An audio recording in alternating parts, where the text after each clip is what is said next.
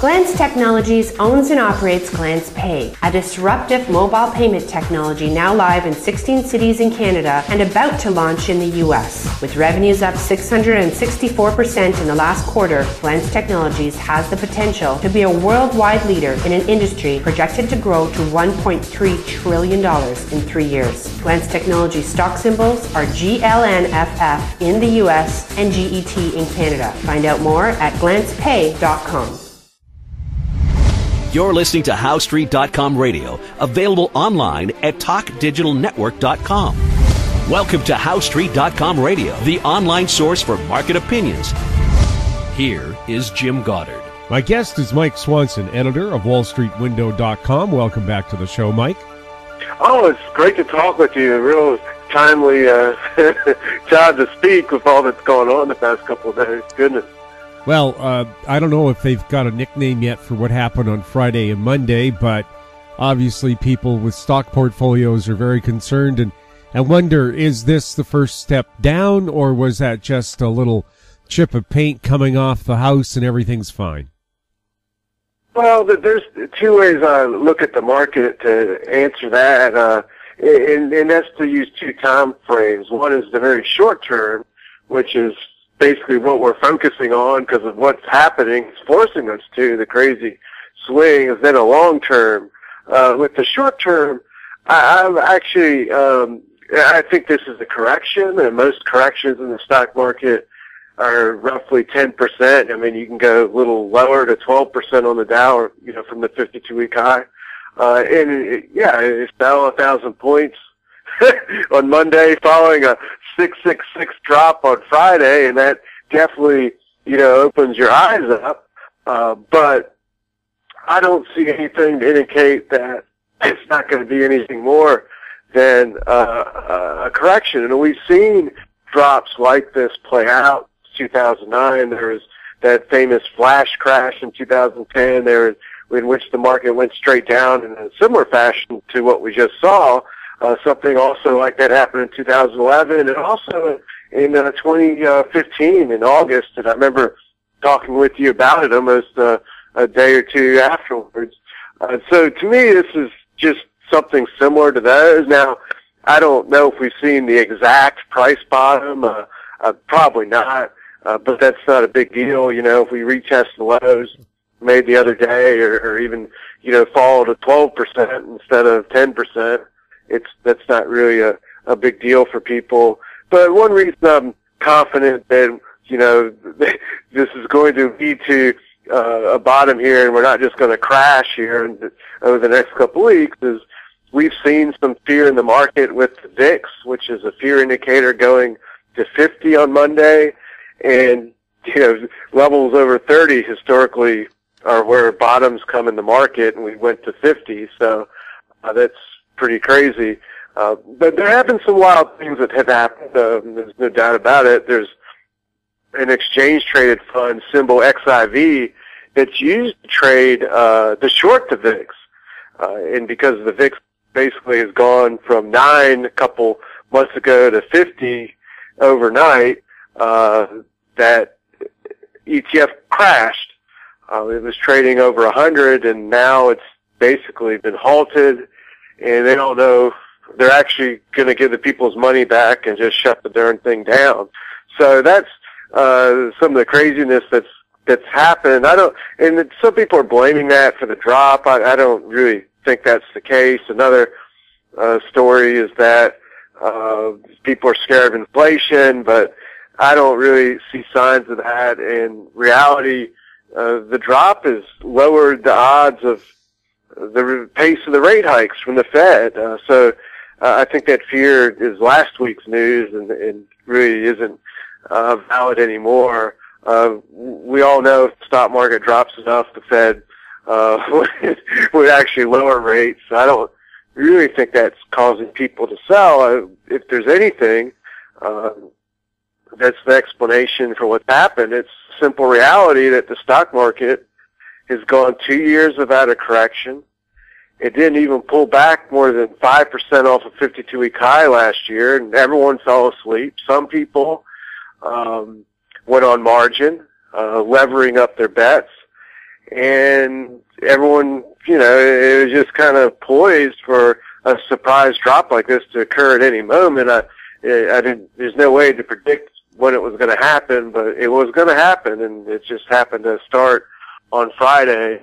So I think that's what we're facing. Now, if we're going to really, have a bear market, and we have to be awake to those risks too, we can't just say, when people talk about the long term, that second time frame, way too often, they just say, well, the stock market goes up forever. So, you just buy and you just keep buying and you never worry and all this. And then, eventually it falls 30 or 50% and people sell. And so I'm very cognizant of that. And I keep my eyes open for signs that we're going to have a real bear market. But my indicators to detect that, they only look out 90 days. And I don't see evidence of that, that I can tell you, hey, we're going to have a new bear market in 90 days. There just isn't that much happening to just aren't those warning signs. Well, of course, so many people have warned, we're going to get a correction. And I think this is much like what we had in January 2 years ago, where we had that awful January 25th. And then after that, everything perked up again. Do we need these occasional clear outs here where you get some old dusty things off the shelf so we get some new product on? Yeah, I think so. In your comparison, I'm not, to January 2016, that's really the last time we had a correction in the stock market. One difference between now and then is the top before that was made in July 2015. So that correction actually was going on for several months and kind of culminated with that January drop that you're speaking of. This thing is right off the high suddenly. It's only, it hasn't even been a week yet. That's not to say this is going to go on for months. I don't think so. But I'm just trying to say that I don't think we may not. I mean, there's no way to know for sure, but we may not have seen the exact price bottom. Like my thinking of like the 2010, 2011 or drops were when the market during those corrections fell right off the high real violently, like what we've seen. It then rallied back up, which actually we saw happen too on Tuesday. But then it came and retested the low, or it actually broke it just a little bit. I'm more apt to think that's going to happen instead of just some launch, straight back up. But, you never know what's going to happen for sure. But I mean, it's a possibility it just goes straight up, but I doubt it. It's most likely to, pause and kind of recover from what's happened, and which is fine. That'll give people a chance who aren't fully invested to buy. We can look and see what sectors and stocks are holding up, but I haven't quite done that yet. I'd like to take at least a week of data before I start to figure that question out.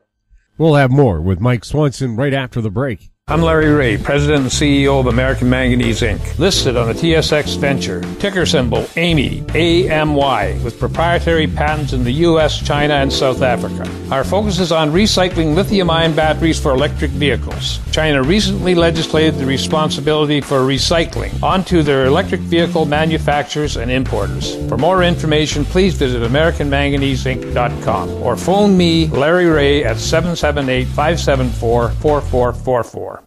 Arctic Star Exploration, operated by a team of proven mine finders, is focused on diamonds in Finland and the Northwest Territories of Canada. A work program is planned for our Finland property that contains diamond-bearing kimberlite. Arctic Star trades on the TSX Venture Exchange, symbol ADD, and the Frankfurt Exchange, symbol 82A1. Please visit our website at arcticstar.ca or call us at 604-689-1799. Welcome back. We're speaking with Mike Swanson. Mike, I see oil has peeled back, not violently, but it still has gone down. What do you see happening with crude? Well, I actually, wouldn't be shocked if it hasn't put in some sort of top. That doesn't mean it's going to crash. You know, we topped in crude last year for months on end until the end of the year. But the reason why I think that is, first of all, the energy stocks on Friday and Monday were among the worst performing sectors. They fell the hardest.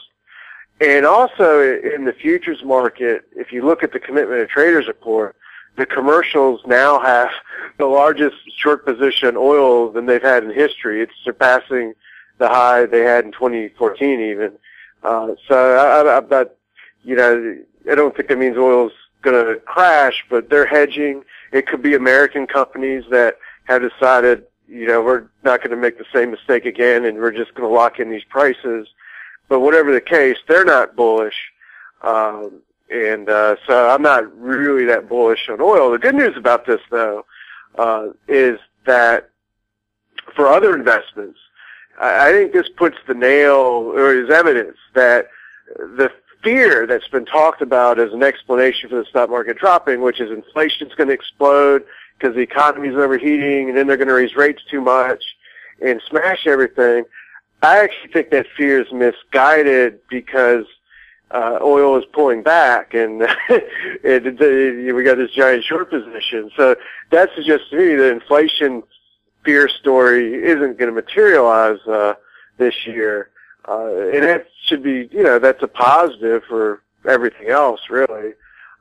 But, you know, as far as the oil stocks go, they're in an interesting position too because they've rallied very hard over the past couple months, and yes, they pulled back over the past 3 days, but most of the big oil giants are doing massive buybacks now thanks to the tax cuts, so that can help put a little bit of cushion in them.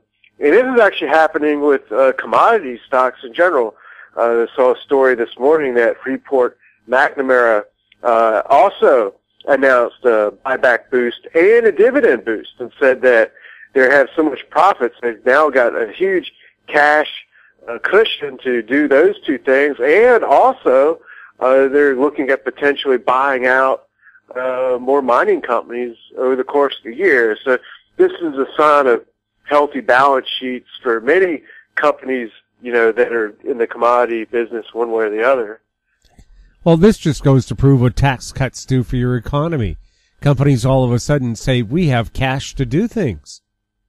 Yeah, well, it helps, you know, the stocks go up, definitely, and mergers take place. I don't think it necessarily spills over into, you know, the pockets of average people or even the GDP numbers, but it does help stocks go up, definitely.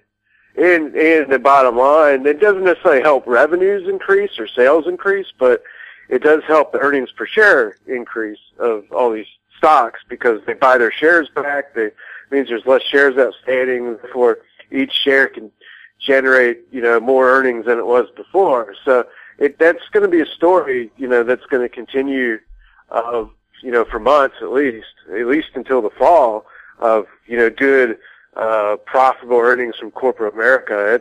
It's just going to be a better story, really. We'll have more with Mike Swanson right after this.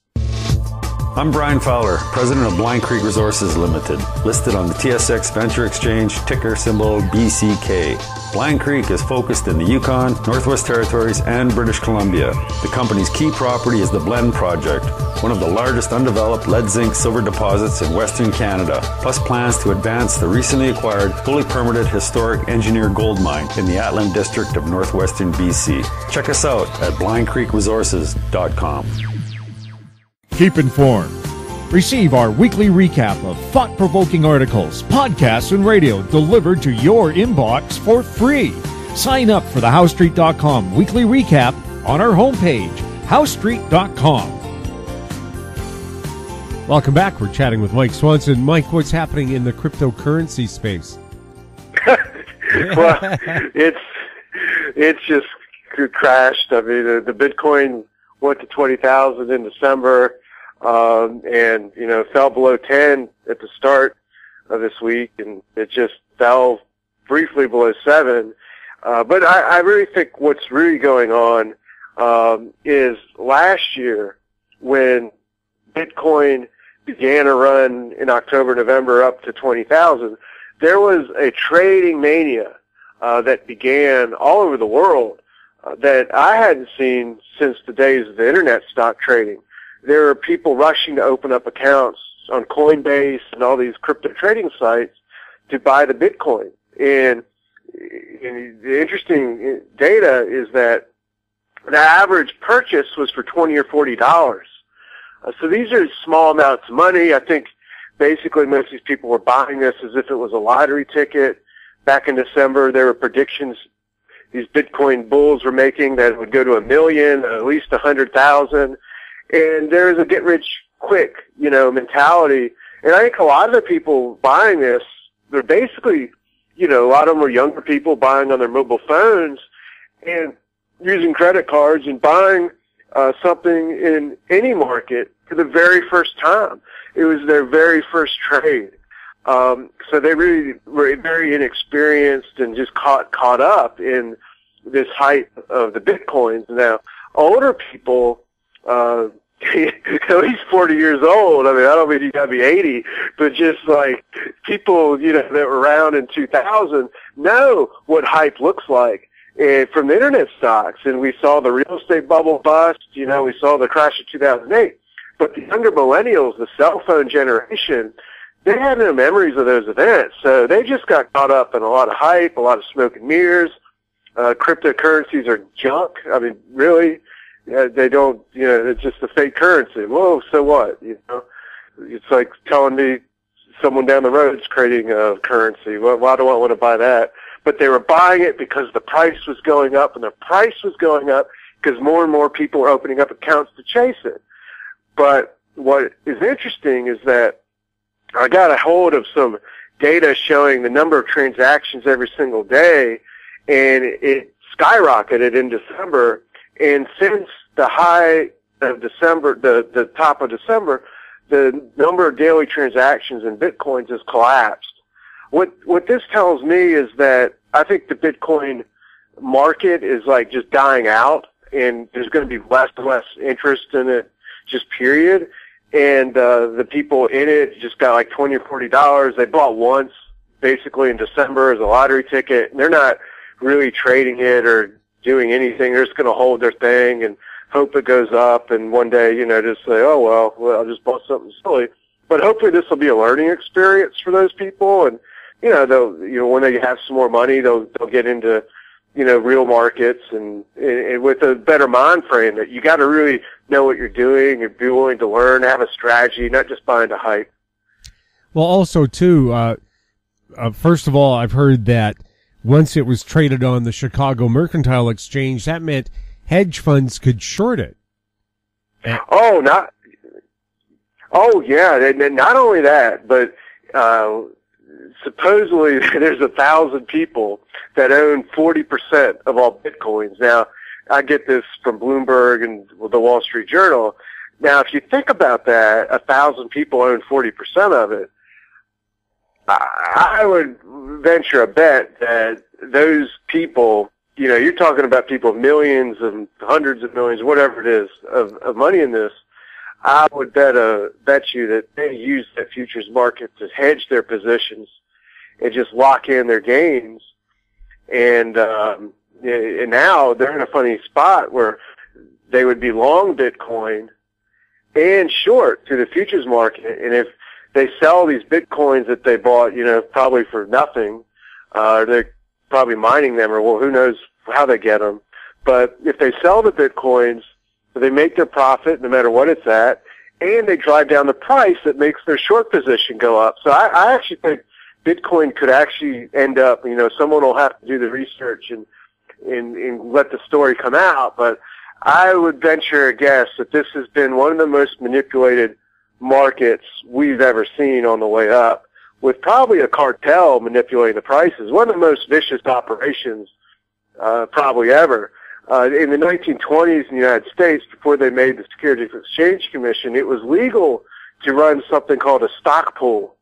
and manipulate stocks that way. What they would do is they would say, own 1 million shares of some stock, and they'd get a couple traders that would trade back and forth a couple thousand shares and make the price go up. So say the stock's $9 and I sell you 1,000 shares for $9.50. You get it for $9.50. You sell it back to me for $10, and we just do this, boom, boom, boom, back and forth, and make the price go up. Such activities are totally illegal today in the stock market and commodities and currencies, anything else you can think of, except cryptocurrencies. They're not regulated. And, you know, these whales aren't stupid. These are sophisticated people that, you know, created Bitcoin or, you know, got tens of millions of dollars or hundreds of millions of dollars. And someone needs to do a real investigation of this. I know Congress is holding hearings, but if Congress would look into this, I bet you they would uncover some of the most vicious manipulations of our lifetime. Mike, thank you so much for chatting with us. Thank you. Great to talk with you. My guest has been Mike Swanson, editor of WallStreetWindow.com. You're listening to HowStreet.com radio. If you have any questions for us or our guests, you can send them to info@HowStreet.com. You can also check us out on YouTube at Talk Digital Network or on Twitter at HowStreet. I'm Jim Goddard. Thanks for listening. Comments made on HowStreet.com radio are an expression of opinion only and should not be construed in any matter whatsoever as recommendations to buy or sell any financial instrument at any time. Available online at TalkDigitalNetwork.com. HowStreet.com radio is a production of HowStreet Media Incorporated.